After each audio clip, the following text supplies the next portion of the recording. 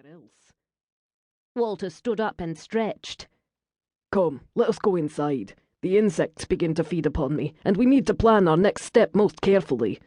When next we meet with our compatriots, I want to be able to present a finely polished plan they will all be willing to follow. David moved to follow him. I was hoping for an early night and a warm wench. We will soon both enjoy those pleasures. I too wish to be well rested so that I may watch those thieving Armstrongs rounded up and taken away in chains. Ilsabeth remained still until she was certain both men were well inside the house before she began to crawl away to the safety of the wood separating her father's lands from Walter's. Once within the shelter of its deep shadows, she stood up, staggered over to a tree, and emptied her belly. The sickness tore through her until her stomach hurt and her throat was raw. She then stumbled over to the next tree, slumped against it, and fumbled with the small wineskin attached to her girdle. It took several hearty rinses as well as several deep drinks of the cool cider to clear the vile taste from her mouth, a bitter taste she knew was not wholly caused by her sickness.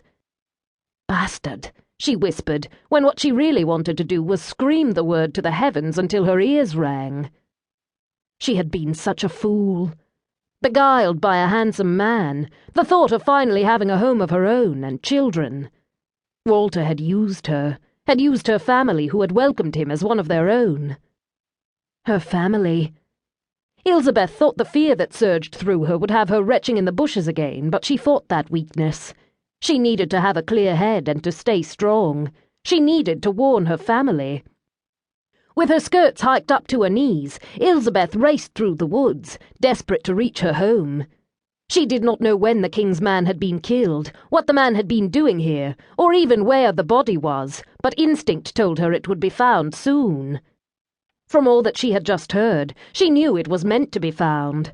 Worse, she was certain Walter had left behind enough evidence with the body to point the finger of blame straight at her family. Wait! Wait! Ilsabeth stopped so abruptly at the familiar hailing that she nearly fell on her face. Steadying herself, she turned to see her cousin Humphrey racing toward her. As she struggled to catch her breath, her scattered thoughts latched on to that hated name, too. When her eldest sister, Ilsabeth, the firstborn, had become Sister Beatrice, the family had asked her if she would take the name, as her mother loved it so. Since she had not really liked her own name of Clara much, she had been more than willing. But instead of a nice new name, all her siblings and cousins had begun to call her Tu or Twa. When Humphrey reached her side, she punched him in the arm, mostly out of habit. It was odd, she thought, how such mundane thoughts and actions had helped to still the rising panic inside. "You canna go home," he said, idly rubbing the place on his arm where she had struck him. "I have to," she said. "I need to warn my family of the plot against them." "You mean the one that has the king's soldiers at the gates yelling about murder and treason?" Muttering curses that had the young Humphrey blushing faintly, Ilsabeth abruptly sat down. "I am too late. This is all Walter's doing." Humphrey sat down facing her. "How do you ken that?"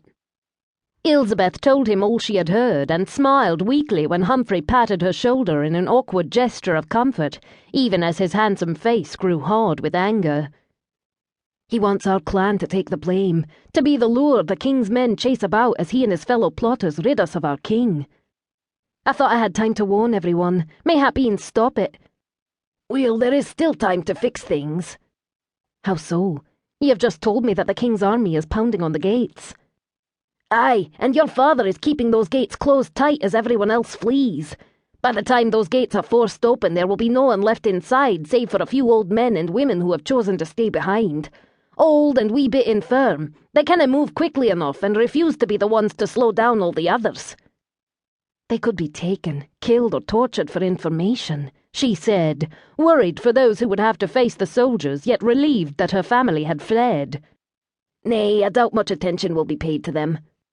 "You have come to take me to the others, then?"